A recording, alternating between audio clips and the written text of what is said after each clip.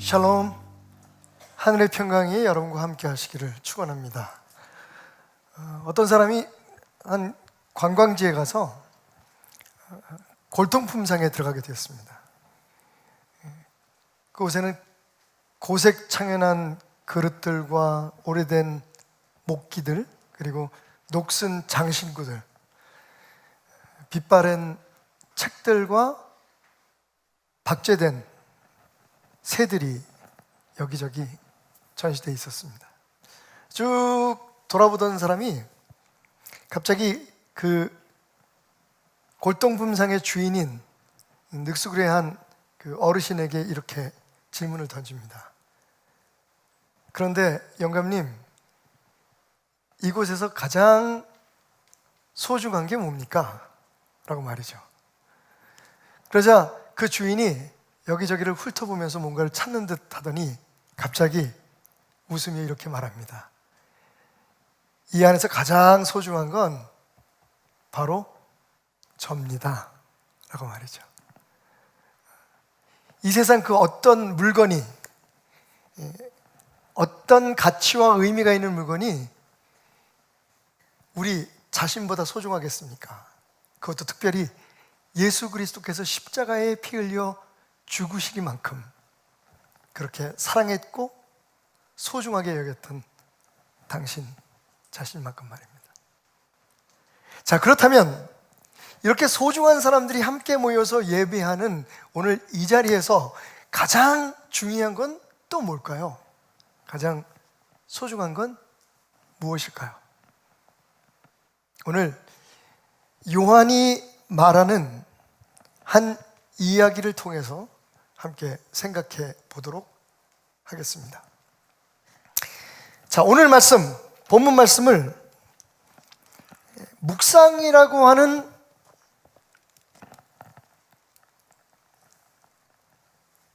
엑스레이로 자세히 한번 들여다보면 그 골격과 뼈대 속에서 우리가 생각하지도 못했던 은혜를 발견하게 됩니다. 제가 그랬던 것처럼 말이죠. 자, 우선 19절부터 한번 우리가 분석을 해보도록 하겠습니다. 이날 곧 안식 후 첫날, 여러분 이 안식 후 첫날을 주목하시기 바랍니다. 안식 후 첫날이면 언제일까요? 유대인의 습관에 따라, 전통에 따라 안식일은 우리가 말하는 요일 제도에 따르면 금요일 해가 질 때부터 그 다음날 토요일 해가 질 때까지 온종일 24시간이 안식일입니다. 그러니까 안식일 다음날 새벽이면 오늘의 언제일까요? 바로 지금입니다. 우리가 예배드리고 있는 이 아침, 주일, 우리가 주일로 하나님 앞에 예배하고 예수님을 만나는 이 날이 사실은 예수님께서 부활하신 날이었다는 것을 성경은 우리에게 말해주고 있습니다. 그러니까 이날, 예수님께서 부활하신 그날, 곧 안식일 후 첫날, 그 저녁에, 그러니까 이 모든 일들이 예수님께서 부활하신 그날 하루에 일어나는 일인데 특별히 저녁에 일어난 일을 기록하고 있습니다. 그때에 제자들이 유대인들을 두려워하여 모인 곳에 문을 닫았다. 자, 제자들의 두려움을 잠깐만 생각해 볼까요? 시간이 충분치 않으니까 간단하게 설명을 드리면, 여러분 사실 예수님의 시체가 없어진 거죠. 그날 새벽에, 그날 아침에 유대의 법에 따라 예수님의 몸에 향유를 바르기 위해서 갔던 막달라 마리아를 비롯한 여러 여인들, 여러분 왜 여인들이 갔을까요? 여인들이 믿음이 좋아서요? 물론 그런 것도 있지만 유대 법에 따르면 죽은 사람의 몸에 향유를 바를 수 있는 건 여인들 뿐입니다. 장례식을 치를 때 그 시신을 운구할 때는 남자들이 앞서고, 그리고 가족일지라도, 미망인일지라도 여성들은 항상 뒤를 따르게 되어 있습니다. 그런데 일단 안장을 하고 난 후에, 예전에는 뭐 예수님의 무덤처럼 돌로 된 무덤 같은 데다가 그 시신을 모시고 난 후에는요, 남자들은 가지 않습니다. 여자들이 가서 여성들이 가서 그 몸에 향유를 바르곤 합니다. 여러분 아시다시피 유대 법에 따르면 시신을 손을 대면 어느 정해진 기간 동안에는 성전에도 못 들어가고 일반적인 생활을 할 수가 없습니다. 격리가 됩니다. 왜냐하면 부정하기 때문에, 율법에 따라서. 그래서 남성들은 시신을 만지지 않고 여성들이 시신에 향유를 바르는 것이 풍습이었습니다. 그게 율법이었죠. 그러니까 그 아침에 여인들이 가서 예수님의 몸에 향유를 바르려고 했던 것은 여인들의 믿음이 좋았기 때문이기도 하지만 법에 따른 것이었다는 것을 여러분 알고 있으면 성경을 읽을 때마다 장례식을 우리가 몇 군데에서 찾아보게 되는데 그때 왜 이랬구나 하는 것을 알 수가 있습니다. 그런데 그 여인들이 예수님이 없다는 겁니다. 그래서 여러분 아시다시피 좀 긴 이야기를 줄이자면 제자들에게 얘기하고 베드로를 비롯한 다른 제자가 직접 무덤에 가서 예수님의 시신이 없어진 사실을 발견합니다.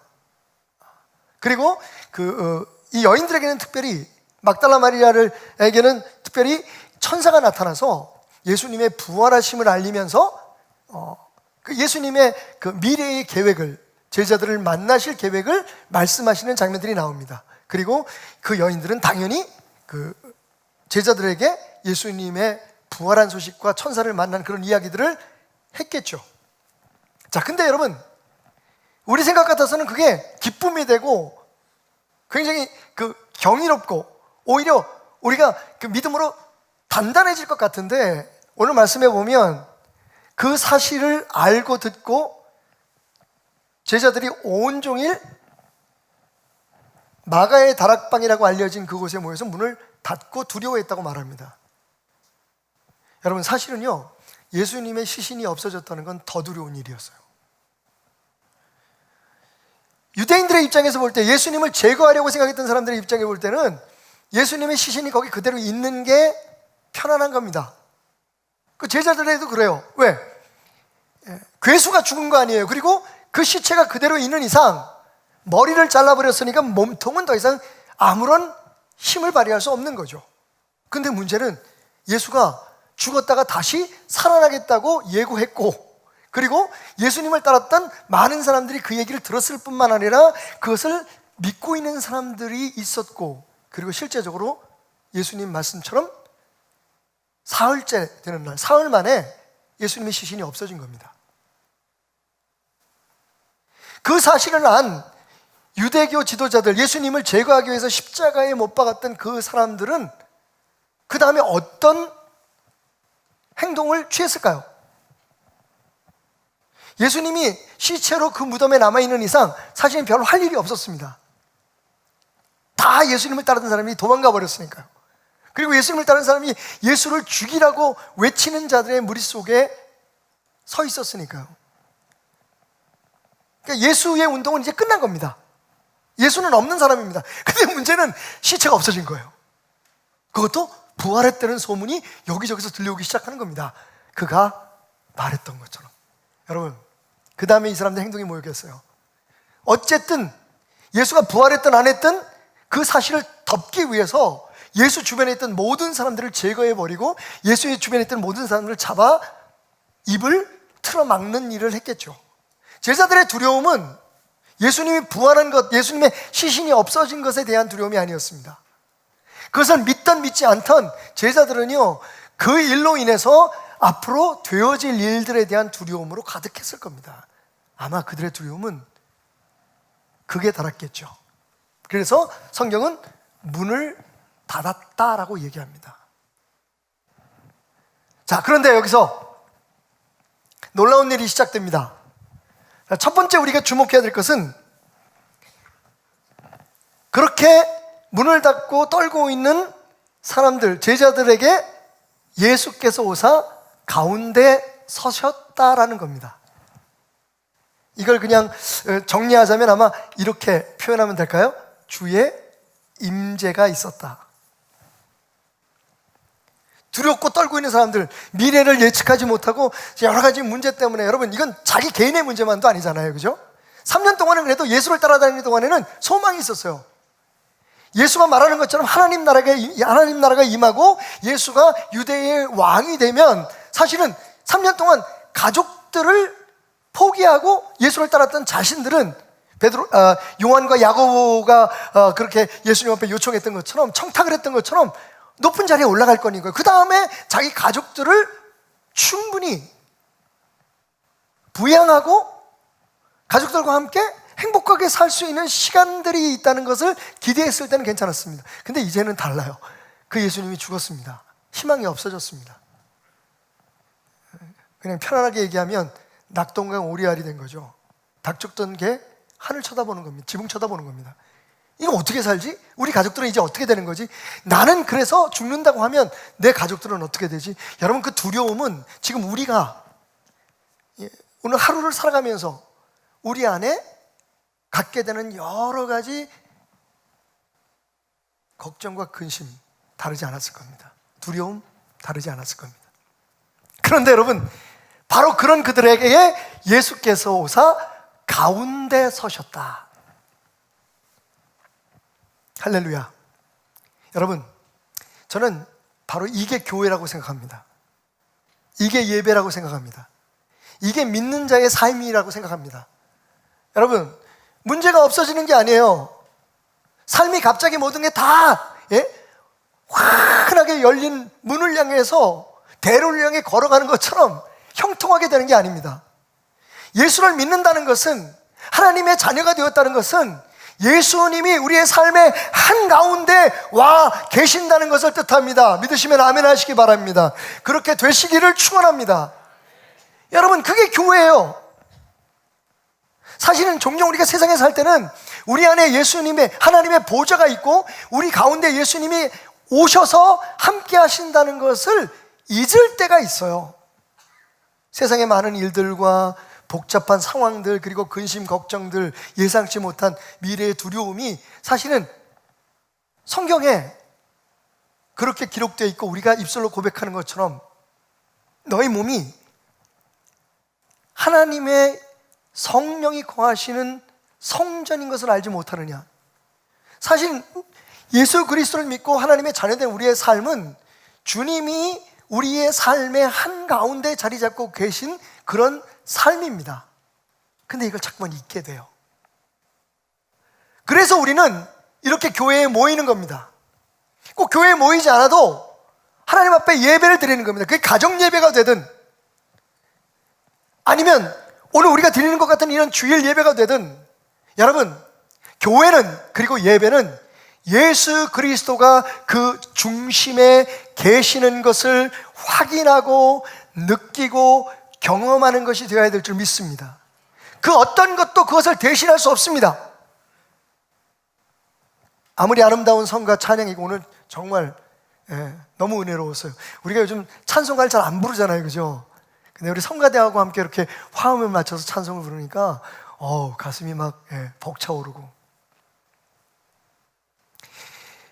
아무리 그 교회를 이끄는 목사가 훌륭하고 설교가 멋져도 여러분, 찬송이든 기도든 아니면 말씀이든 찬양이든 결국은 예수 그리스도가 우리 가운데, 우리의 예배 한가운데 계심을 인정하고 그것을 경험하는 것이 되지 않으면 그 예배는 예배가 아닌 것입니다. 주의 임재가 여러분의 삶에 함께 하시기를 축원합니다. 자, 그렇게 그들 가운데 서신 예수님께서, 임재하신 예수님께서 뭐라고 하십니까? 이르시되, 두 번째로, 너희에게 평강이 있을지어다. 자, 이걸 이런 말로 한번 정리해 볼까요? 평강기원. 예수님이 오셔서 두려워하고 걱정하고, 또 사실은 예수님의 임재로 말미암아, 나타나심으로 말미암아 놀래 있을 그들에게 뭐라고 말씀하시냐면 평강이 있을지어다. Be peace with you. 헬라어로 말하면 에이레네라고 하는 말입니다. 평강. 이 말은 히브리어의 샬롬과 같습니다. 여러분, 제가 샬롬에 대해서 항상 설명하고 강조하는 부분이 있죠. 샬롬은 그냥 우리가 세상을 살아가면서 외적인 어떤 평안함과 외적인 풍부함에서 오는 안락감을 얘기하는 게 아닙니다.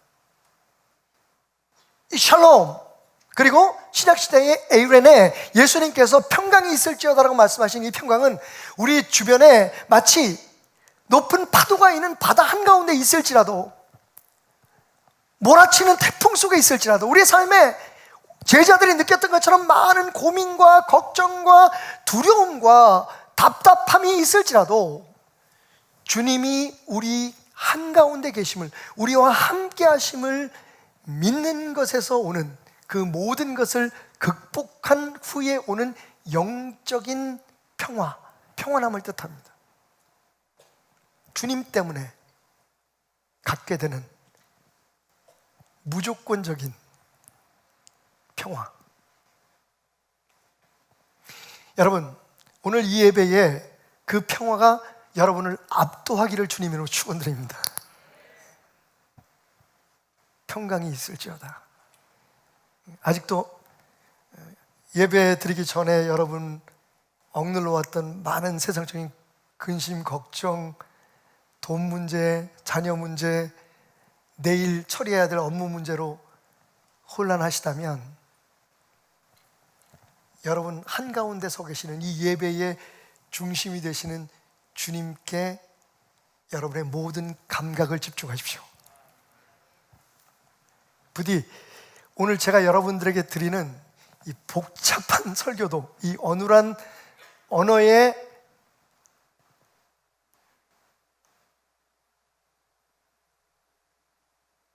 말씀도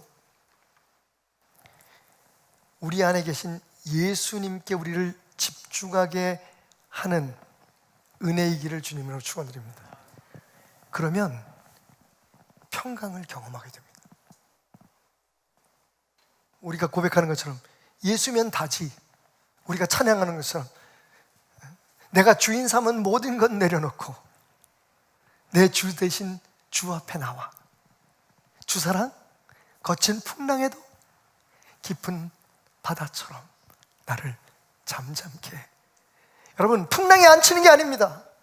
지금 우리가 예배드리는 이 세상 밖에는, 그리고 이 예배드리는 이 순간 밖에는 많은 문제들이 여전히 있고 우리를 기다리고 있습니다. 그럼에도 불구하고 깊은 바닷속에 그 잔잔함처럼 예수 안에 있는 여러분들에게, 할렐루야, 예수를 향하는 여러분들에게는 그 참된 평강이 존재하고 있음을 경험하시기 바랍니다.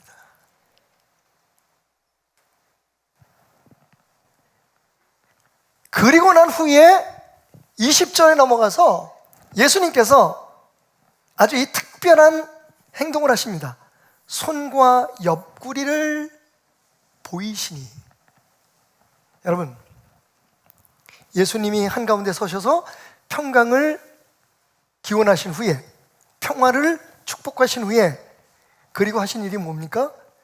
당신이 고난받으신 그 상처를 보여주시는 겁니다. 여러분, 그건 당연히 그건 사랑의 표현이고, 내가 바로 죽었다가 살아난 그 예수다, 약속한 대로 그 약속을 이루는 하나님의 아들이요 구원자요 하나님이라고 하는 것을 지금 제자들에게 보여주시는 거죠. 이런 순간에 우리는 주님을 만나는 시간, 주님을 경험하는 시간이라고 얘기합니다. 그냥 머리로만 생각하고 그냥 우리 마음으로만 느껴서 복잡했던 그 주님을 실제적으로 경험하는 시간, 여러분, 예배가 그런 시간이 되기를 주님으로 축원드립니다. 사실은 제가 이 말씀을 준비하면서도 제 자신을 돌아본 게, 앞으로 그런 설교가, 나의 설교가 주여 그런 설교가 되게 해주십시오. 세상에서 어떻게 살아가고 어떻게 가지고 있는 문제들을 풀어갈까가 아니라, 여러분, 그 모든 문제의 해답이신 예수를 만나게 하는 시간, 그게 이 부족한 종의 설교가 되게 하소서. 제가 아니라 성령님이 그렇게 역사하소서. 우리 성가대의 찬양이 잘 연습된 훌륭한 노래를 부르는 게 아니라 저들의 그 고백과 저들의 몸짓과 그 감격에서 나오는 목소리 속에 예수님의 못자국, 예수님의 핏자국, 오늘 우리가 불렀던 찬양처럼 그 주님의 거룩하심을 경험하는 시간 되게 하여 주옵소서. 근데 실제적으로 여러분, 저는 그런 간증을 많이 들어요. 교회에 생전 처음 나온 사람이 가장 은혜를 많이 받는 게 뭐냐면 찬양입니다. 설교는 때로는 복잡하고 평소에 사용하지 않은 언어들이 많이 나오기 때문에 잘 이해를 못하는데, 이상하게 찬양을 들으면 거기 곡조가 있어서 그런가 봐요. 그리고 그 찬양을 부르는 사람들의 마음이 그 곡조를 통해서 전달되기 때문인가 봐요. 거기에 하모니, 그 조화와 화성, 그 화음이 사람의 마음을 움직여요. 그래서 때로는 그 성가대의 찬양팀의 찬양을 듣고 주님을 경험하고 이것이 은혜인가 보다라고 느꼈던 사람이 많다는 것을 새가족들의 설문을 통해서 확인하게 됩니다. 우리 성가대의 찬양이 앞으로 그런 찬양이 됐으면 좋겠어요. 그 연습해서 되는 거 아니잖아요, 그죠? 연습해서 되는 거 아니에요. 이건 이렇게 정리해 볼까요? 고난의 각성이다. 다른 말로 얘기하면 사랑의 표현이다. 주님을 만나는 거죠. 내 문제를 만나는 게 아니라, 그 문제에 대한 해결책을 만나는 게 아니라, 그 모든 것의 답인 주님을 만나는 거죠. 그분이 나를 위해 쏟으신 그 사랑을 각성하는 거죠. 그분을 느끼는 거죠. 왜냐하면 성경 말씀은 다 그 예수에 대한 이야기이기 때문입니다. 한참 우리가 그 대선을 치르는 과정에서 교회마다 가끔 이제 목사님의 성향에 따라서 정치적인 이야기를 많이 하시고, 또 그 사실은 요즘 그 설교의 트렌드가 그렇잖아요. 성경의 어떤 진리나 복음을 이야기하는 게 아니라 소위 어떻게 세상을 살아갈까, 어떻게 세상에서 성공할까, 하나님의 사람으로서 어떻게 복받고 살까, 이런 하우투 설교가 많다가 보니까 사실은 우리 가운데 서신 예수님의 그 나를 향한 사랑을 경험하기보다는 어떻게 성경에서, 어떻게 주님의 말씀에서 세상에서 잘 살고 내 문제를 해결하는 방법을 배울까, 여기에 초점이 맞춰지는 경우가 많습니다. 예수님은 다른 말씀 안 하셨어요. 손과 옆구리에 사랑의 흔적을 보여주십니다. 그것으로 끝난 거예요, 제자들은. 거기 무슨 말이 더 필요하겠어요? 그런 예수님의 고난 각성의 행위에 대해서 네 번째로, 여러분, 제자들이 주를 보고 기뻐했다. 이건 제자의 화답 혹은 성도의 화답이겠죠. 그렇게 주님을 경험하고 말씀 속에서, 찬양 속에서 혹은 기도 속에서 주님을 느끼고 그 사랑을 알고 난 후에 우리의 마음 속에서 솟구치는 그 기쁨. 아, 주님이시다. 내가 오늘 이 예배에서 설교를 듣고 찬송을 불렀던 게 아니라 주님을 만났다. 그 반응이 바로 우리를 변화시키는 힘입니다. 이론이 아니에요. 방법이 아니에요. 주님입니다. 주님 안에서 답을 찾는 게 아니라 주님이 답인 것을 경험하는 게 예배예요. 이게 다른 종교와 기독교의 차이입니다. 제가 계속해서 아주 소소한 것 같지만 정말 특별한 타 종교와 기독교를 구분하는 그런 요소들을 여러분에게 주일마다 하나씩 공개하고 있는데, 말씀드리고 있는데 여러분 이해하신 줄 믿습니다. 기독교는요, 흔히 다른 종교나 다른 세상적인 어떤 인문학이나 뭐 이런 그 역사학에서 얘기하는 것처럼 이러한 일들이나 어떤 사람을 통해서 그 답을 얻는 게 아니라 예수님 자신이 답인 것을 경험하는 거예요. 거기에 대한 반응이 예배인 것입니다. 저는 제 그 예배에 대한 생각 가운데 가장 충격적이었던 게 바로 이 강단에서 바피츠 목사님이, 사랑하는 나의 아버지를 불렀던 그 바피츠 목사님이 예배를 인도하시면서 하신 말씀이 너무 충격적이어서 저는, 왜냐하면 제가 가지고 있던 예배의 생각을 완전히 뒤집어 엎었으니까요. 저는 어렸을 때부터 그렇게 배웠어요. 예배는 하나님에게 드리는 거고 하나님을 만나는 거니까 거기까지는 좋아요. 근데 그래서 모든 게 최선을 다해야 된다. 최근에 목포의 한 교회에서 있었던 일입니다. 담임 목사님이 그 부교육자 젊은 목사들을 불러다 놓고 강단에서 예배 시간에 헤어스타일에 대해서 지적을 시작하셨습니다. 그 머리가 뭐야? 5대5가 뭐야? 다음부터는 2대8, 3대7까지는 용서해줘. 목사는 머리도 단정해야 되고 복장도 단정해야 되고 넥타이 잘 매고. 여러분, 주님을 만나기 위해서 또 사람들 앞에 서는 목회자로서 단정해야 되는 것에 대해서 누가 뭐 이의를 제기하겠습니까?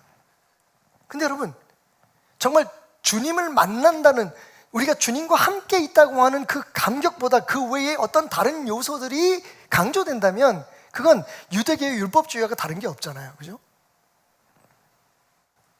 모든 예배가, 우리의 모든 만남이 적어도 교회 안에서, 그리고 하나님의 사람인 것을 스스로 자각하며 서 있는 그 자리에서 중요한 건 오늘 이 말씀처럼 예수님이 우리의 삶의 중심에 있고 그 예수님이 우리에게 베푸신 은혜에 대해서 감사하는 것이어야 됩니다.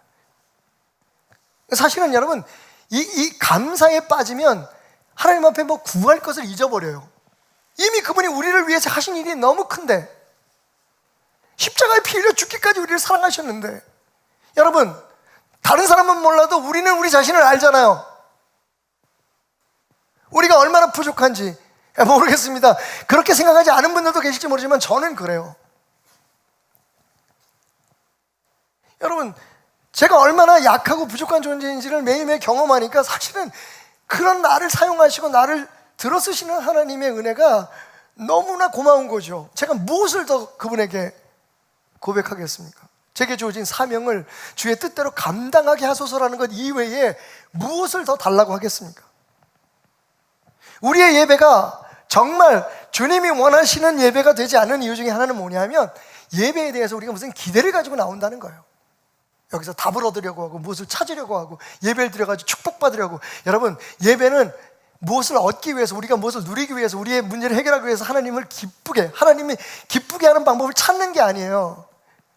그래서 그동안 우리가 많이 이야기했던 것처럼 최고의 성가대, 최고의 시설, 최고의 목사, 여러분, 그게 월십이다. 그게 하나님을 인정하는 것이라고 얘기하지만, 진짜 하나님을 인정하는 예배는 하나님이 우리와 함께 하시는 것을 느끼는 거예요. 그리고 무엇을 기대하기보다, 이 예배를 통해서 뭘 얻기보다 이미 우리에게 베푸신 그 은혜를 감사하는 거예요. 우리가 무엇인가를 더 기대한다면 적어도 이 시간에 그건 우리가 하나님의 은혜를 충분히 감사하고 있지 않다는 얘기죠. 그러니까 바라는 게 많은 거죠.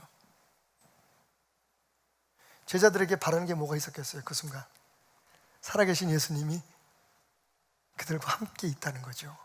그거 이상 무엇이 필요하겠어요? 무슨 말을 하겠어요?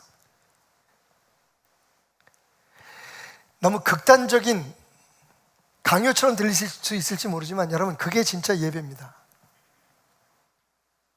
우리에게 베푸신 그 은혜, 우리에게 쏟으신 그 사랑, 그 손에 못 차고 그 허리에 장차고. 주님 감사합니다.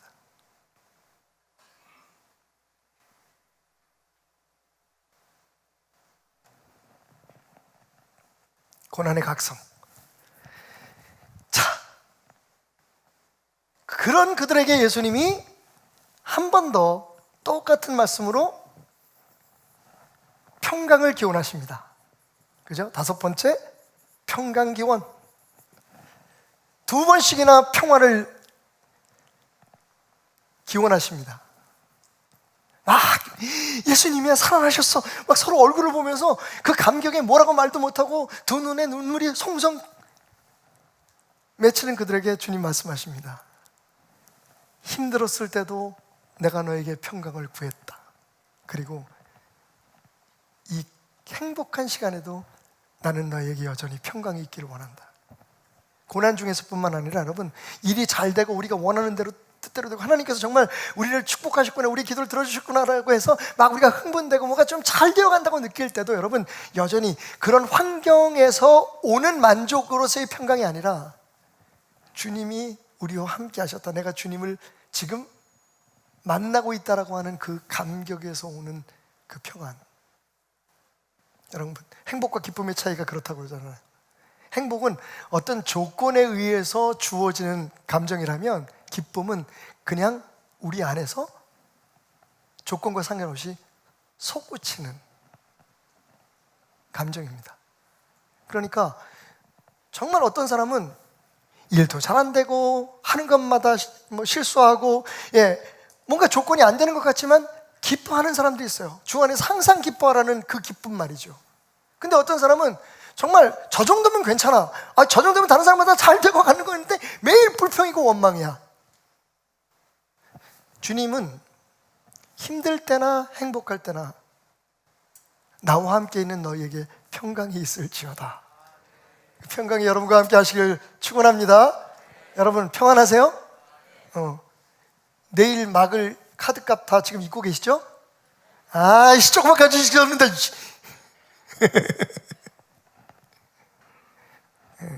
새로 든 대통령과 정부에서 좀 유예해 준대요. 여러분 기대합시다.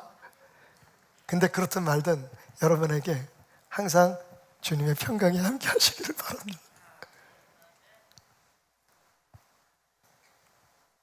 Peace be with you. 자, 그 다음에 그렇게 평강을 비신 예수님께서 이제 6번째로 이렇게 말씀하십니다. 나를 보내신 것 같이, 아버지께서 나를 보내신 것 같이 나도 너희를 보내노라. 이걸 두 글자로 뭐라고 얘기하죠? 우리가 파송이라고 얘기합니다. 자, 이제 나를 만났니? 그래서 기쁘니? 그리고 너희 안에 평강이 있니? 그러면 이것을 가지고 세상을 향해 나가라. 아버지께서 나를 이 세상의 평화의 종으로 보낸 것처럼 나도 너희들을 세상을 위한 평강의 일꾼으로 보낸다. 파송. 지금 막 배고프신 분은 이 파송하면 파송송 썰어놓은 라면을 생각하실 수 있어요. 파송은 보냄을 받는, 보낸다는 뜻이잖아요, 그죠? 그래서 예배 끝날 때 오늘도 우리가 설교 끝나고 나면 파송 찬양을 부르게 될 텐데, 파송, 보내짐. 그리고 마지막 7번째, 그렇게 하신 후에 이 말씀을 하시고 난 다음에, 여기까지 하시고 난 다음에 예수님께서 우리에게 아주 익숙한 행동을 하십니다. 자, 뭐라고 말씀하시냐면 숨을 내쉬면서 말씀하시기를 성령을 받으라. 저는 이걸 제가 예배 끝날 때마다 하는 축도에 비기고 싶어요. 제가 가끔 축도하다 보면 저도 울컥해가지고 가끔 이렇게 숨을 내쉴 때가 있어요. 이 순간은 정말 제가 여러분과 똑같은 예배자이지만 하나님께 세우신 예배 인도자로서 오늘 이 시간에 많은 제사장들 가운데 예배를 주관하는, 짐띵하는 제사장의 입장에서 여러분들의 축복을 빌잖아요. 예수 그리스도의 은혜와 변함없는 하나님의 사랑과 성령님의 역사하심이 영원히 함께 있을지어다. 예수님 말씀하시나요? 성령이 너희와 함께 있을지어다. 성령 받아라. 축도. 자, 우리가 묵상이라는 엑스레이로 쫙 스캔을 해보니까 이 말씀에 보이지 않던 뼈대가 드러나는데 이 7가지의 단계가 있어요. 주의 임재, 평강의 기원, 고난의 각성, 그리고 다시 평강의 기원, 파송, 축도. 여러분 뭐가 보이십니까? 놀랍게도 예전에는 그냥 읽었던 이 말씀이 이렇게 정리가 되는 거예요.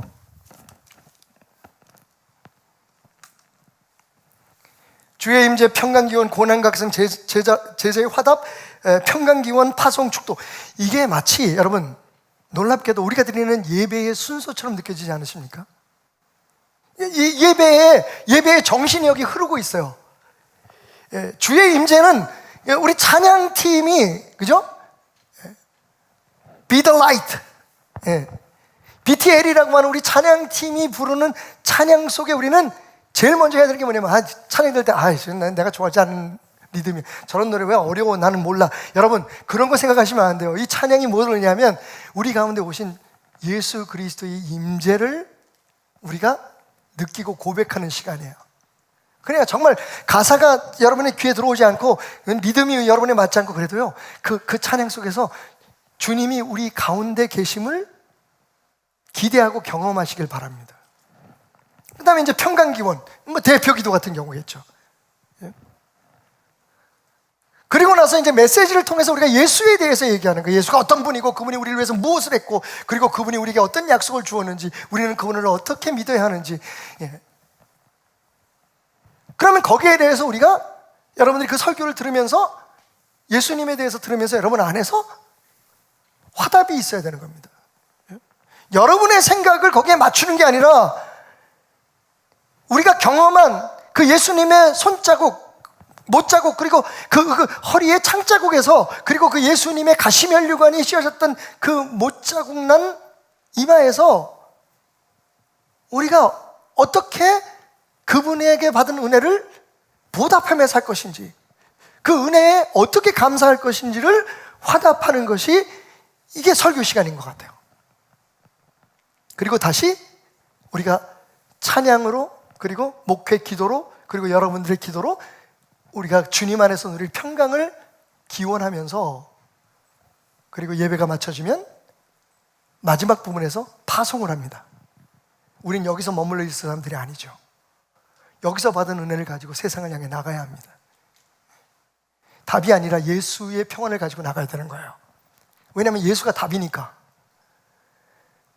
그리고 그렇게 나가는 여러분들에게 이 예배를 집례하는 주의 종은 축복을 비는 거죠. 예수님의 그 은혜와 하나님의 사랑, 성령님의 도우심이 그렇게 세상을 향해 나아가는 하나님의 자녀들에게, 제자들에게 있게 하소서. 아멘. 예배예요, 예배. 여러분, 사실 요한복음은 21장까지가 있지만 오늘 말씀의 마지막 절을 보면, 마지막 두 절을 보면 요한이 이렇게 얘기하잖아요. 예수께서 제자들 앞에서 이 책에 기록되지 아니한 다른 표적도 많이 행하셨으나 오직 이것을 기록함은 너희로, 잘 들으세요, 예수께서 하나님의 아들 그리스도이심을 믿고. 아멘. 여러분, 이 복음서가 쓰여진 목적이 뭐예요? 여태까지 기적에 대한 이야기하고 기도에 대한 방법을 가르치시고, 예수님의 기도와 겟세마네 기도와 예수님의 십자가에 못 박힘, 이런 모든 것들을, 그리고 부활하심, 이런 모든 것들을 얘기한 목적이 뭐라고요? 딱 한 가지예요. 예수가 그리스도시다. 하나님의 아들이다. 그분이 우리를 구원하시게 오신 하나님이라는 것을 설명해주고 우리에게 각성시켜주는 것이 바로 이 말씀의 목적이에요. 성경의 목적이에요. 예배의 목적인 거예요. 그러면 어떻게 됩니까? 그 뒤에 보니까, 그러면 또 너희로 그것을 믿고 그 이름으로 힘입어 생명을 얻게 하려 함이라. 아멘. 세상에 어떤 무슨 자기 개발 무슨 세미나처럼, 혹은 인문학 강의 현장처럼 예수님의 말씀 속에서 어떻게 세상을 살아가고, 화를 어떻게 다스리고, 인간관계는 어떻게 하고, 부부관계는 어떻게 하고, 우리가 세상을 살아갈 때 성공하기 위해서는 이렇게 살아라, 그것을 배우는 자리가 아니라 예수 그리스도, 이 예배의 중심에 서셔서 우리를 기다리고 계신, 우리를 만나주시는, 우리를 위해 피 흘리시고 고통받으시는 그 예수님을 우리가 만나고 느낌으로 그 예수 때문에 넘쳐나는 생명력을 얻고 세상을 향해 나가는 거예요.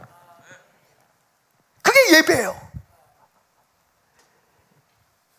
요한은 그렇게 해서 당신이 쓰신 요한복음을 끝냈습니다. 그리고 21장, 많은 성경학자들이 얘기하는 것처럼 오해하지 마십시오.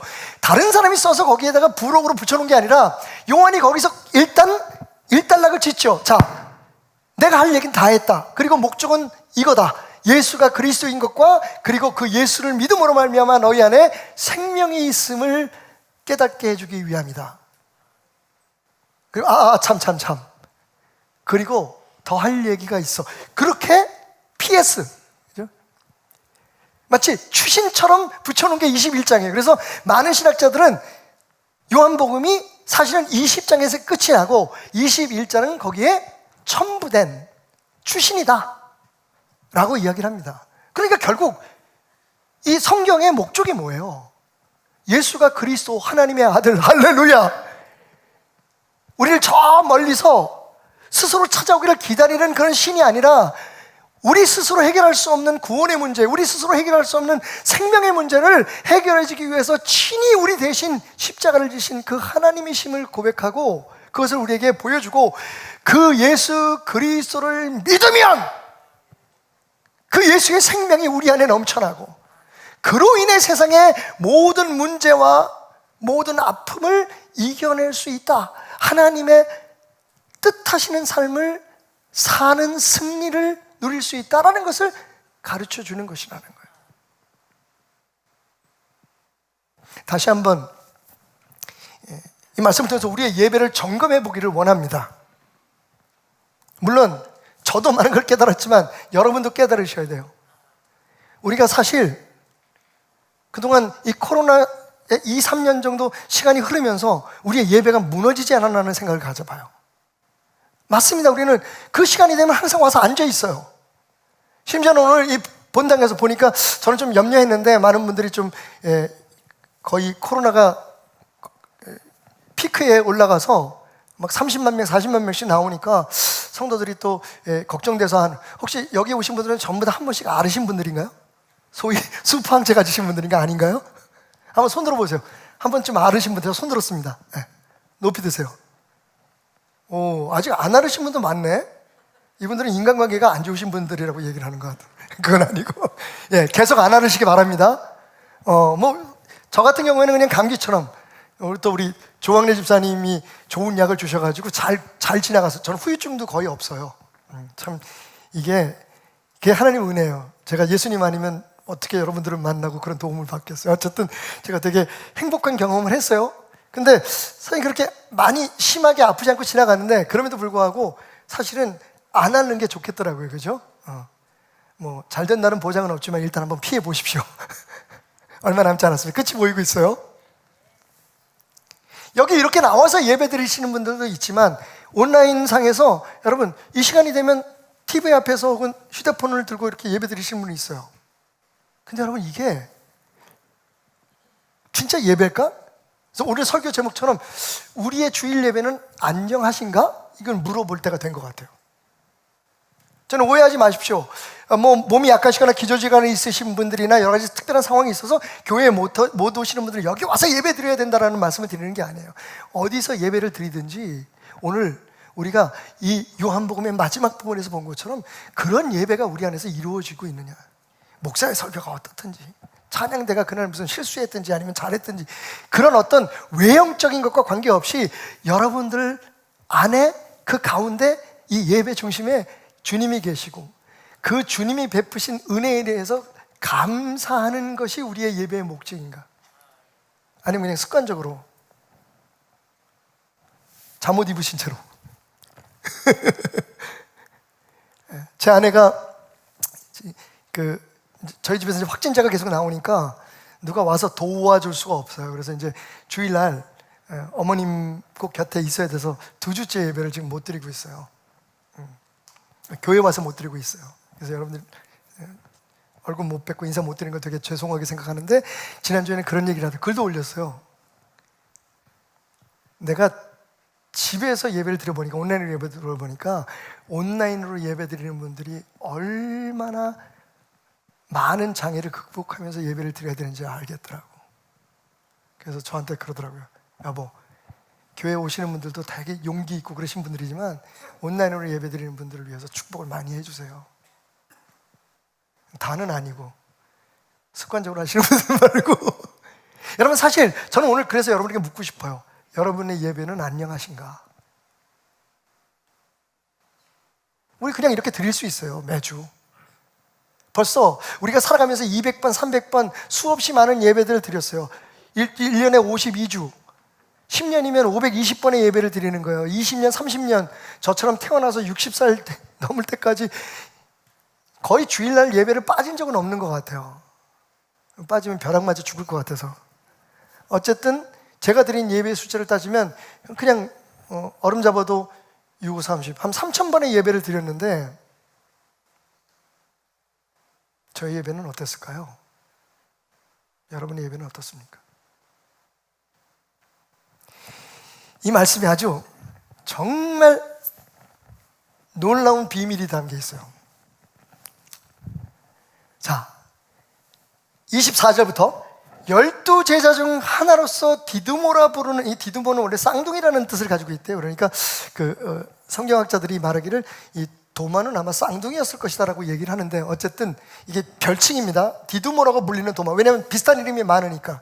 그러니까 우리 그런 거 있잖아요.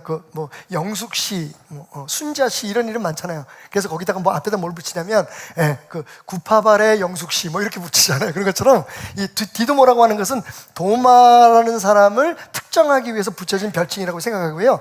설명하는 걸 생각하고, 이 도마라는 분이 예수께서 오셨을 때에 함께 있지 않았다라고 얘기합니다. 여러분, 예수님이 어느 날 오셨죠? 요일로 따지면 어느 요일? 주일이라 그랬죠. 일요일. 안식일 다음 날 아침에 제자들이 모였어요. 여러분, 12명 중에 가룟 유다는 이미 스스로 목숨을 끊었고요. 11명의 제자잖아요. 근데 10명은 거기 모여 있었는데 도마는 빠졌어요. 여러분, 주일 예배 빠지시지 말기 바랍니다. 여러분, 이 예배가 무슨 예배냐면 첫 번째 부활주일 예배예요. 올해 부활주일 예배가 언제인지 아시는 분? 4월 17일입니다. 그날 빠지시지 않기 바랍니다. 도마가 되지 않으시기 바랍니다. 그러니까 주일날, 이거 예수님께서 의도적으로 아주 섭리 가운데 제정하시고, 내가 주일날, 적어도 주일날 내가 너희를 찾아가고 너희는 주일을 나를 예배하는 날로 정해라. 옛날 로마의 태양신을 섬기던 날이었다. 그래서 썬데이라 그렇게. 그래서 이건 주일날이 아니다. 안식교 같은 경우에는 여전히 우리는 안식일을 수호해야 한다라고 주장하지만, 웃기는 찐빵, 만만의 콩떡입니다. 사실은 정확히 예수님은 주일날 부활하셨고, 주일은 부활하신 예수님을 기념하고 만나는 날이에요. 우리 기독교의 가장 핵심적인 날입니다. 매일이 중요하지만 특별히 예수님이 주일날 제자들 찾아오셨어요. 부활하셔서. 근데 딱 그날 빠졌어. 항상 그래. 교회 떡하는 날 꼭 빠지는 사람 있어. 1년 52 중에서 딱 그 주일 빠졌는데 그날 떡했대. 아우, 배 아파.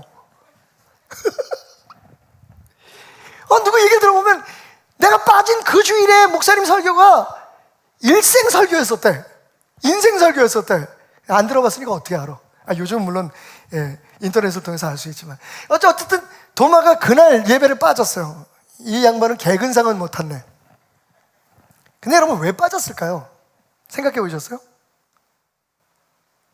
1번, 집안에 행사가 있어서. 흔히 제가 듣는 것처럼 조카 딸이 저 광주에서 결혼을 해서. 여러분, 그 다음에 이유를 알 수가 있어요.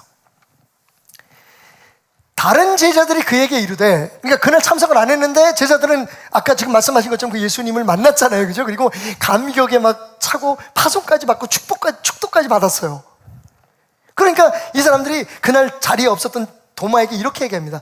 우리가 주를 보았노라 하니 도마가 이르되, 이 부분 중요합니다. 내가 그의 손에 못자국을 보고 손가락을 그 못자국에 넣으며 내 손을 그 옆구리에 넣어보지 않고는 믿지 아니하겠노라. 도마가 이런 분이에요, 원래. 그러니까 사실 그날 예배에 참석하지 않았는데, 그날 그 자리에 없었던 이유를 우리가 정확하게 알 수는 없지만, 그 다음에 나오는 이 말씀을 해서 요한은 그걸 어떻게 해석하냐면, 도마는 그 자리에 있기를 스스로 원치 않았던 겁니다. 왜? 말도 안 되는 소리들 짓거리고 있어. 어떻게 죽었던 사람이 살아나냐? 정말이야? 그 예수가 살아났다고? 나는 내 손으로 직접, 여러분 보기만 해도 될 텐데, 내 손으로 직접 그 못자국에 손을 넣어보고, 이건 우리 교회 의사 선생님들이 좀 계시지만 외과 의사는 없으신가? 어쨌든 그래도 우리 장로님 같은 경우에는 이 수술 같은 것도 하시고 그러시는데 솔직히 외과 의사들도 이 일은 안 해요. 누가 여러분 어떤 사람이 몸에 구멍이 나는데 거기다 이렇게 손가락을 후벼봐요. 심지어는 창이 찔린 그 옆구리에 내 주먹을 집어넣지 않고 내가 믿지 못겠다고 하는 거는요, 이거는요 굉장히 냉소적인 표현입니다. 못 믿겠다는 거예요, 쉽게 말하면. 자, 이 요한복음에 보면 이 도마에 대해서, 그러니까 다른 복음에는 그냥 이름만 나와요. 12제자에 도마라는 사람이 있었다는데 요한복음은, 요한은 그 도마에 대해서 굉장히 관찰을 많이 하신 것 같아요. 근데 이 도마가 몇 번 요한복음에 등장하는데 첫 번 등장하는 거는 예수님께서 죽은, 나사로가 죽은 것을 듣고 나사로에게 가자라고 얘기하셨을 때 제자들이 말립니다. 아니, 예수님 거기 가면 마저 죽으세요. 예수님 죽이려고 거기 사람들이 기다리고 있어요. 그때 여러분 도마가 얘기합니다. 야, 우리 같이 가자. 아이, 같이 가서 죽고 말어. 제가 약간 표현이 이상했나요? 도마가 굉장히 멋진 분이에요. 야, 죽어도 예수님이 가신 데는 우리 같이 가야 되잖아. 긍정적으로 보면 그런 뜻이지만 사실은 오늘 이 태도를 보면 사실 거기도 약간 냉소적인, 시니컬한 그런 반응이 아니었었나 생각해요. 아, 죽으러 간대잖아. 야, 우리도 가. 뭐 못 갈 거 뭐 있냐? 좀 표현이 이상한가? 그 다음엔 더 그래요. 예수님께서 마침내 제자들에게 이렇게 말씀하십니다. 조금 있으면 너희들 나 보지 못할 거야. 근데 조금 있으면 또 다시 나를 보게 될 거다. 그랬더니 베드로가 물어요. 아니, 어디로 가시는지 우리에게 말해 주셔야죠. 거기까지 따라가겠습니다. 그게 베드로 선생님이잖아요, 그죠? 어디를 가시든지 우리 갈게요. 그냥 뭐 대책도 없으면서 갈 수 있는지 못 가는지도 모르면서 그냥 일단 지르고 보는 게 베드로 선생님이시거든요. 네, 우리 갈게요. 그랬더니 도마가 옆에서 듣고 있다가 시니컬하게 이렇게 얘기합니다. 어디로 가시는지 우리에게 말씀해 주십시오. 어디로 가시는지 모르는데 우리가 어떻게 따라갑니까? 사실은 그 말도 어떻게 보면 굉장히 냉소적이에요. 아니, 가면 간다고 얘기를 하지 어디를 가는지 말을 해야지 우리가 따라갈 거 아니야. 제가 좀 과장하고 있는 건지 모르지만 도마는 그런 분이었습니다. 그러니까 여러분 보세요. 10명의, 두려워서도 그랬겠지만 10명의 제자들은 똘똘 뭉쳐서 그 주일 저녁에 함께 자리에 있었는데 도마는 안 갔어요. 나는 확인하기 전에는 못 가. 우리 신앙생활 하면서 그렇게 시니컬하게 믿는 분들이 많죠. 요즘은요, 성향상 그런 사람들이 굉장히 똑똑하고 괜찮은 신앙인인 것처럼 느껴질 때가 있어요. 물론 무조건 믿으라는 얘기 아니에요. 근데 냉소적이면 안 돼요. 나는 믿을 것만큼만 믿어. 야, 그게 말이 되냐? 왜 그러라 그래? 그렇게 하지 마. 우리 주변에도 못 사는 사람들 많고 힘든 사람 많은데 왜 멀리 무슨 아프리카까지 가? 여러분, 왜 아프리카에 교회를 세우고 우물을 팠을까요? 우리 교인도 아닌데 이 지역에 있는 다른 권사님이 TV를 보시고 저한테 연락이 와서 3천만 원을 보낼 테니까 아프리카의 어린아이들에게 우물을 파달래요. 그럼 우물 파줘야죠. 그렇게 헌금했으니까. 여러분들이 지금 우크라이나를 위해서 헌금하잖아요. 그거 우크라이나로 그대로 다 갑니다. 지난주에 제가 1차 보고했어요.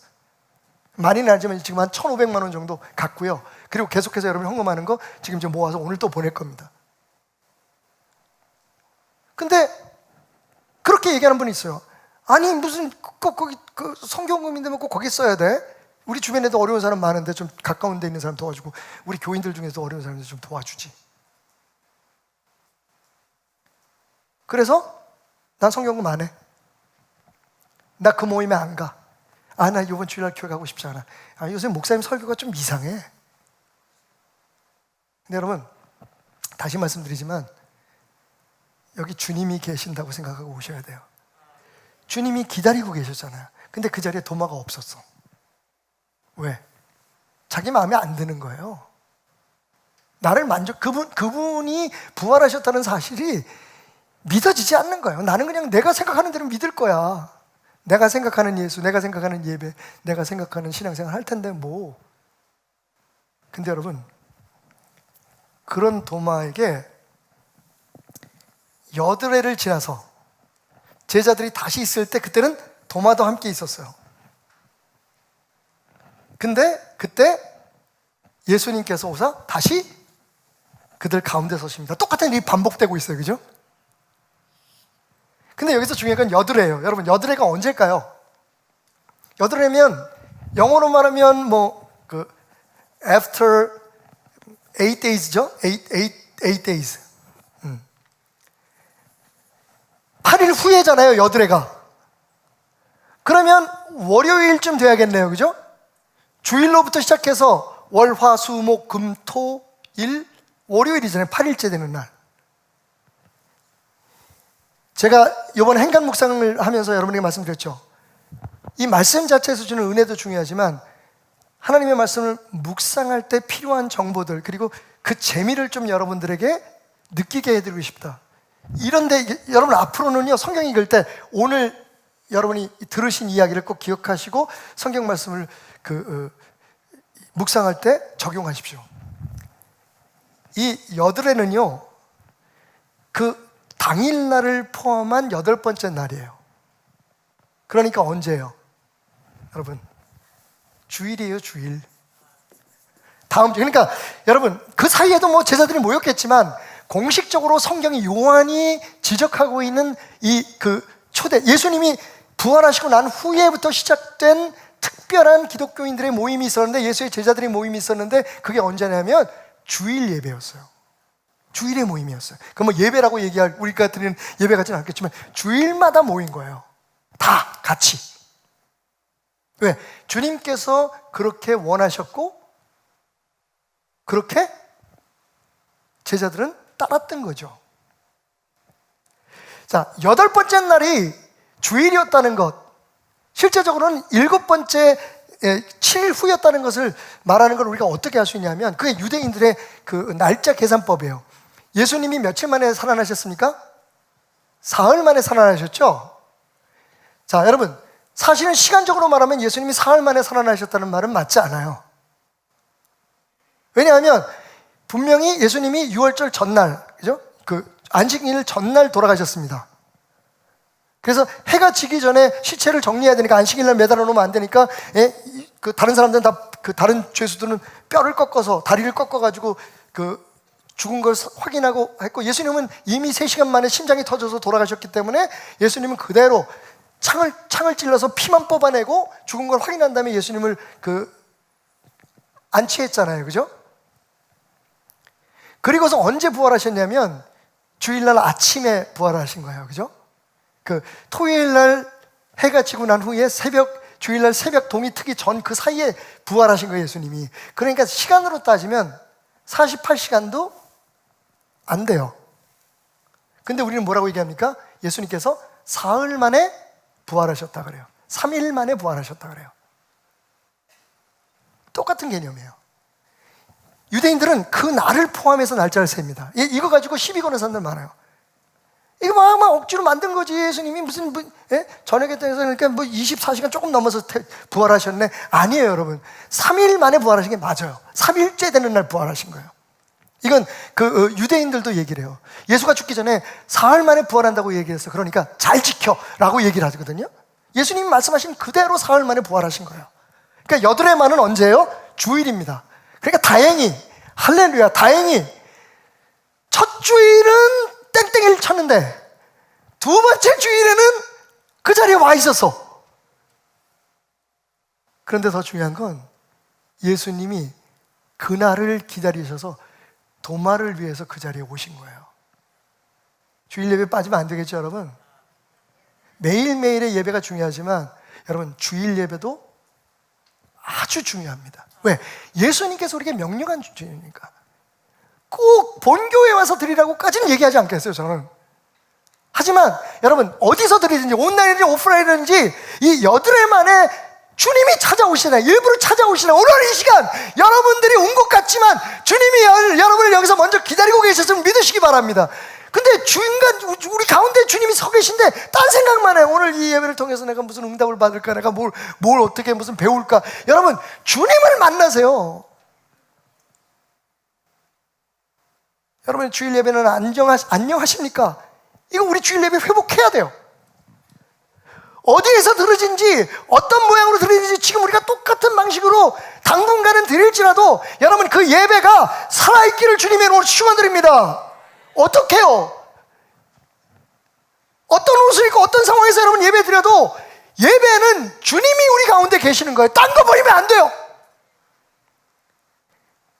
내 마음에 어떤 소원이나 내 어떤 시니컬한 그런 생각들 때문에 냉소적이고 뭐 의문을 제기하고 뭔가 내 스스로의 고집, 내 자존심을 세우려고 하는 그런 생각 때문에 이 예배를 주님에게 초점을 맞춰야 될 걸 다른 들려오는 소리, 다른 찬양 소리, 다른 모습에 마음을 뺏기면 안 돼요. 그래서 사실은 집에서 예배드려도 옷을 갖추고 예배드리라는 이유가 꼭 그래야만 주님이 받아주시는 건 아니지만 마음 자세가 다른 거잖아요. 여러분 다른 거 준비할 거 없어요. 예배할 때 다른 거 준비할 거 없어요. 지난번에는 우리 성가 지휘자님이 코로나가 확진이 되셔가지고 성가들이 한 주 쉰 적이 있었어요. 그래서 예배가 안 됐나요? 좀 아쉬웠지만 그죠? 그 은혜스러운 찬양을 못 들어서 아쉬웠지만 근데 없으니까 또 없는 대로 괜찮더라고. 수요 예배 지휘하던 이화순 전사님이 또 코로나 확진이 되셔가지고 수요일 찬양이 없은 적이 있었어요. 여러분 있으면 좋죠. 그죠? 가능하면 우리가 할 수 있는 대로 다 준비해서 하나님 앞에 드리면 되지만 여러분 그동안에 우리가 하나님 앞에 드리는 게 아니라 최고로 해야 된다 그래서 막 그런 생각은 저는 잘못됐다고 생각해요. 여러분 준비할 거 없어요. 딱 하나만 준비하세요. 오늘 난 주님 만날 거야. 목사님이 무슨 헛소리를 하고 말도 안 되는 소리를 짓거려도 나는 오늘 주님 보러 간다? 그러면 여러분의 예배는 성공한 거고 그 성공한 예배는 어떻게 됩니까? 이 시니컬한 토머스란 이 도마를 완벽하게 변화시켜요. 내가 만져보지 않고 심지어는 예수님의 그 상처에 손을 집어넣어서 내가 확인하지 않고는 믿지 못하겠다고 얘기했던 사람이 오늘 말씀 보면 만지지도 않은 것 같아. 그냥 예수님 앞에 엎어져요. 그리고 이렇게 고백합니다. 나의 주여, 나의 하나님이십니다. 이 고백이 있어야 예배가 된 거예요. 아, 오늘 참 좋았어. 내가 치료받았어. 이거 감정일 수 있어요. 주님을 만나야 되는 거예요. 날 위해서 피 흘리시고 날 위해서 십자가 지신 그 주님을 내가 주일마다 기다릴게. 내가 매일매일 너와 동행하지만 그날은 너하고 진짜 마치 특별한 데이트하는, 산에서 연애하는 사람들이 매일 만나지만 그런데 진짜 이번 토요일은 아무한테도 얘기하지 말고 우리 베델교회 문 앞에서 만나자. 데이트잖아, 데이트. 그날 그님을 만나서 나를 사랑하는 걸 확인하는 거죠. 뭐가 더 필요하겠어요?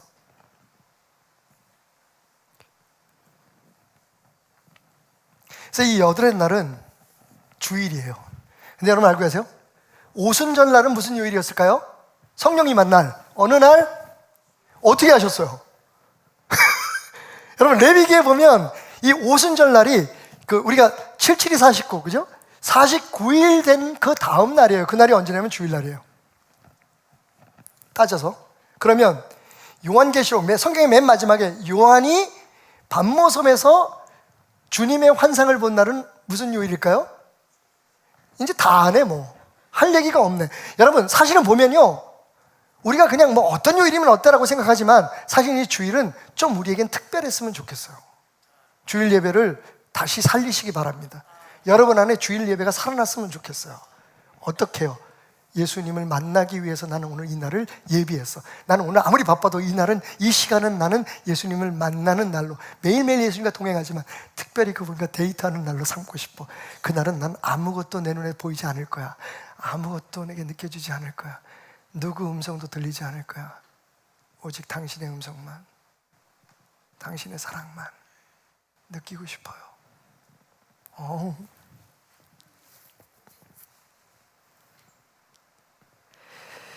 여러분 결론입니다.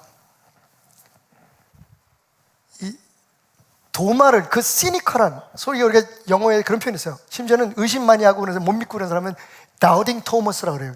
의심 많은 도마. 근데 사실 저는 의심 많다고 얘기하기보다는 시니컬하다고 얘기하는 게 더 나을 것 같아요. 그러니까 냉소적이고 뭔가 좀 이렇게 두들겨 봐야지 확인하고, 그죠? 남이 무슨 얘기를 하면 그냥 딱 받아들이지 않고 자기 고집이 분명한 사람. 근데 사실은 그런 도마가 확 바뀝니다. 이제는 다른 말 안 해요. 그래서 이 초대교회 전통에 의하면 그 도마가 인도까지 가잖아요. 그리고 얼마 전에 제가 설교했던 것처럼 신라시대 때 우리나라까지도 오셨다는 전설이 있었다고 말할 수 있다고 말하는 사람도 있다고 그렇다고 얘기하더라고요. 무엇이 그를 바꿔놨습니까? 여러분 나름대로 진짜 나 교회 잘 다니고 나 예수 잘 믿고 있어, 뭐 여러분 스스로 그렇게 생각하시겠지만 정말인가요? 여러분은 예수를 믿습니까? 죽었다 살아나셔서 당신을 위해서 물과 피를 쏟으시고 당신만을 위해서 모든 것을 희생하신 그분을 만났습니까? 믿고 계십니까? 아니면 당신이 생각하는 종교를 지금 열심히 실천하고 있습니까? 아니면 다른 미신들, 다른 어떤 종교에서 얘기하는 것처럼 세상에서 좀 잘 살고 편안하게 살려고 그분을 의지하고 있습니까? 말씀드렸죠. 분명히 한 번 더 말씀드립니다. 여러분이 오시기 전에 예수님이 오늘 이날 우리 예배하는 이 가운데, 당신의 마음 가운데 오셔서 당신을 기다리고 있어요. 여러분, 이제 다시 우리 주일 예배를 살립시다. 이 주일의 놀라운 은혜를 살립시다. 제 질문에 대한 답으로 끝내야겠죠. 오늘 이 자리에서 가장 소중한 건 예수님과의 만남입니다. 다른 어떤 것도 여러분의 예배를 방해하지 않기를 바랍니다. 그분을 만나면 요한의 말처럼 그분이 나의 주여 나의 하나님인가를 고백하게 되면 여러분 안에 생명이 넘쳐나고, 그 주님이 우리 안에서 쉬지 않고 넘쳐날 것이라고 말씀하시는 그 생명수가 넘쳐나면 이 세상의 모든 두려움, 걱정, 근심 다 극복할 수 있습니다.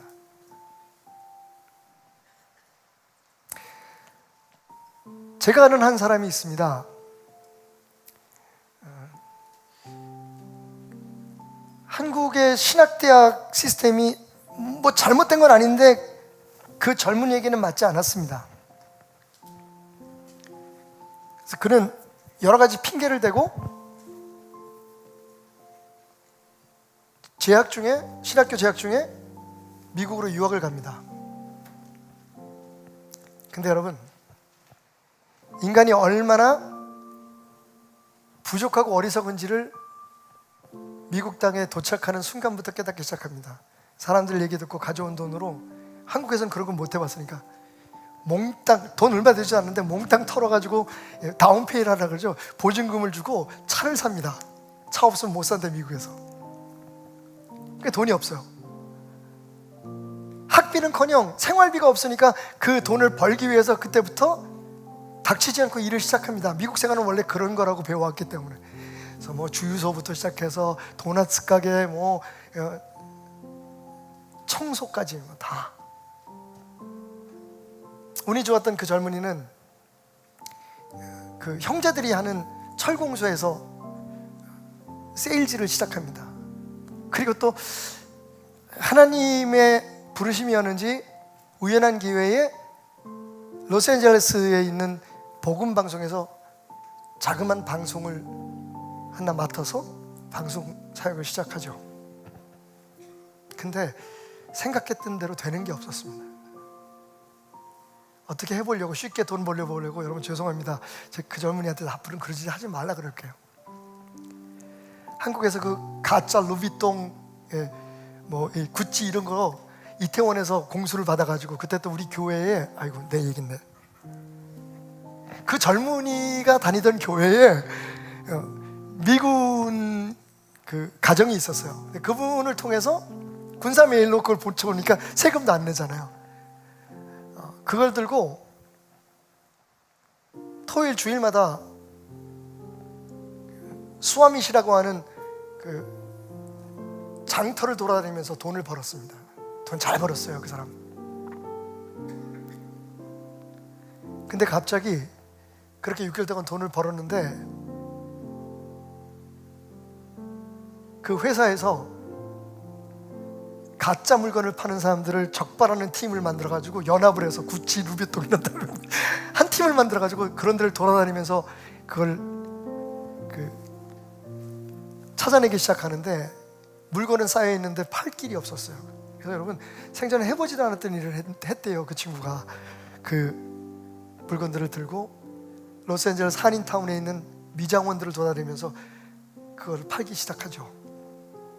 근데 그 사이에 함께 동업하던 친구가 몽땅 가지고 도망가 버렸어요. 개털이 된 거죠. 정말 잘난 줄 알았고 나만큼만 믿으면 하나님 기뻐하실 거라고 생각하고 천국은 나는 맡아놓은 당상이라고 생각하고 살았던 그 친구는 무너지기 시작합니다. 왜? 내가 뭐 다른 거 하려고 하는 것도 아닌데 왜 하나님이 이렇게 나를, 일단은 열심히 돈 벌어서 돈 좀 벌면 신학 공부하고 다 하려고 그랬는데, 그래서 주일 몇 번 빠졌다고 하나님이 왜 나한테 이렇게. 자유는 참 달콤하더라고요. 달콤했대요. 그때부터 펴보지도 못했던 담배를 배우기 시작하고 친구들과 어울려서 토요일이면 당연히 술에 쩔어서 잠자리 들곤 했습니다. 그 사이 뭐 죽을 뻔한 일들은 다 넘어가고요. 그러면서도 교회에서 사례비 주니까 술을 잔뜩 먹고 아침에 뭐 김 먹고 무슨 우유 먹으면 냄새 안 난다고, 그리고 담배 냄새도 안 난다 그래서 그러고 주일날 가서 성가대 지휘를 하고, 그러다 한 번은 선을 넘었어요. 너무 많이 처먹은 거지. 정신을 잃고 쓰러져 있는데 갑자기 문이 팍 열리면서, 지금도 참 고마운 친구예요. 아직도 한의사를 하고 있는지 모르겠는데 권사님 아들이었어요. 와서 그 젊은이를 발로 뻥 차면서 말했습니다. 야, 이 새끼야, 나는 그래도 권사 아들인데 너는 목사 아들이 이 지랄이냐? 빨리 일어나. 그리고는 그 젊은이의 목을 잡고 산타모니카라고 하는 바닷가에 있는 한 조그만 한인교회 의자에 갖다 처박아 앉혀놨어요. 고개도 들지 못하고.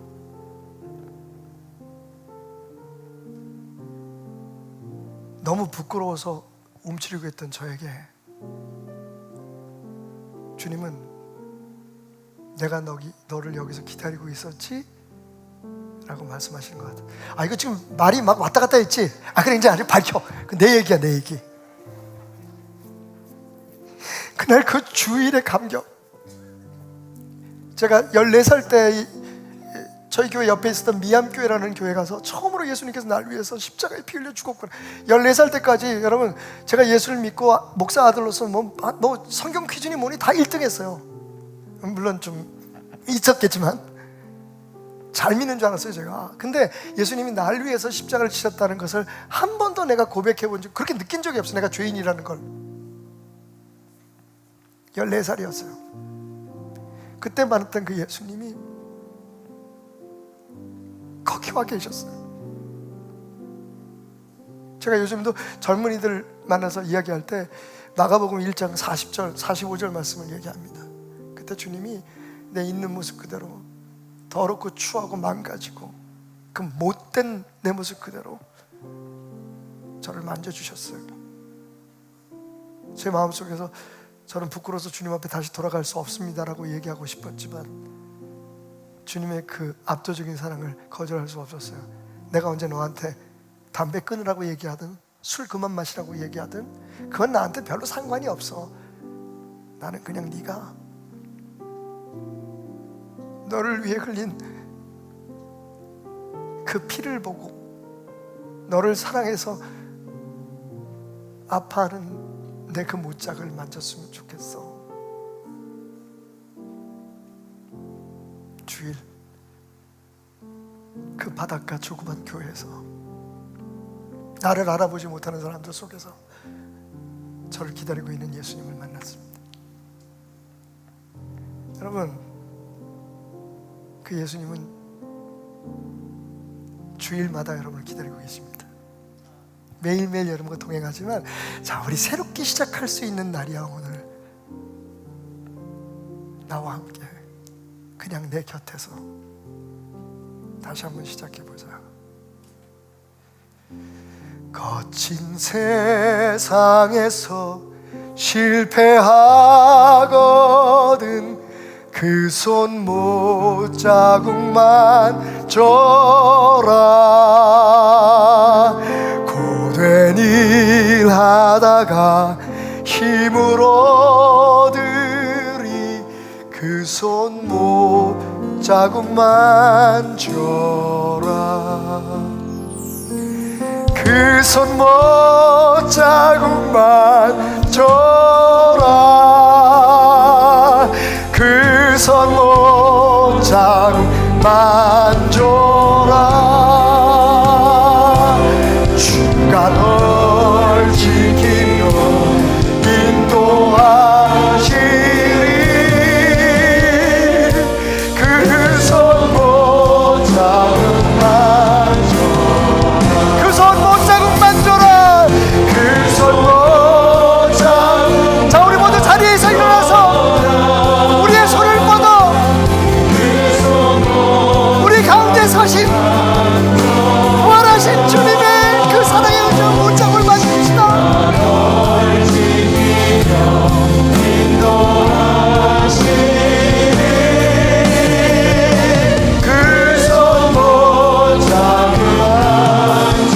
완전하심 하나님을 찬양합니다. 완전하신 나의 주님, 당신은 나의 주님이시오 나의 하나님이십니다. 나의 있는 모습 그대로 내 곁에 있어라. 내가 너에게 원하는 것은 단 한 가지다. 내 곁에 나와 함께 있어라. 예배합니다. 찬양합니다. 아멘. 주님만 날 다스리소서. 예배합니다. 여러분의 예배가 다시 살아나길 바랍니다.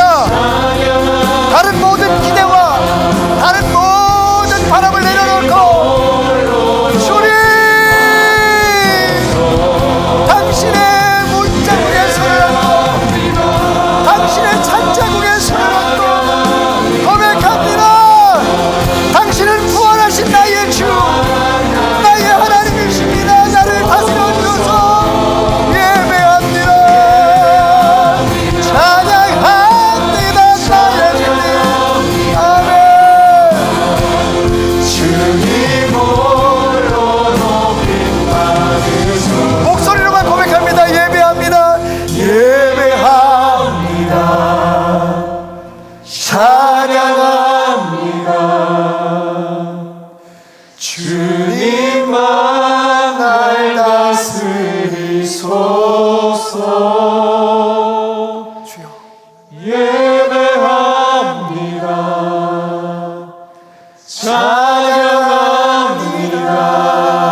찬양합니다. 주님 홀로 높임 받으소서. 우리 다 같이 이렇게 고백하고 예배를 마치겠습니다. 주님, 고백합니다. 주님, 당신은 나의 주님이시오 나의 하나님이십니다. 내가 오늘 주님을 만났습니다. 고백하며 주님 앞에 예물 드리고 마음 드리고 눈물 드린 모든 성도들의 예배를 받으소서. 아무것도 그 무엇도 아닌 주님만 보였던 이 축복의 시간을 우리 안에 머물게 하소서. 우리가 구하지 않아도 주님 안에서 얻은 모든 축복을 찬양합니다. 이미 베풀어 주신 은혜를 감사합니다. 지키시고 인도하시고 이끌어 주옵소서.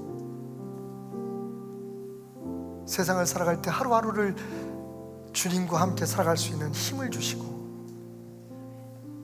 주님 주신 평강과 기쁨 있게 하소서.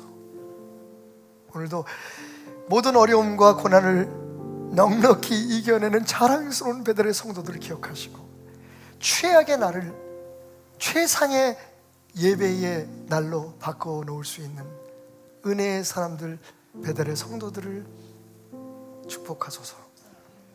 예수 그리스도의 은혜와 하나님 아버지의 변치 않은 사랑과 성령님의 역사하심이 영원히 함께 하시기를 축원하옵나이다. 아멘.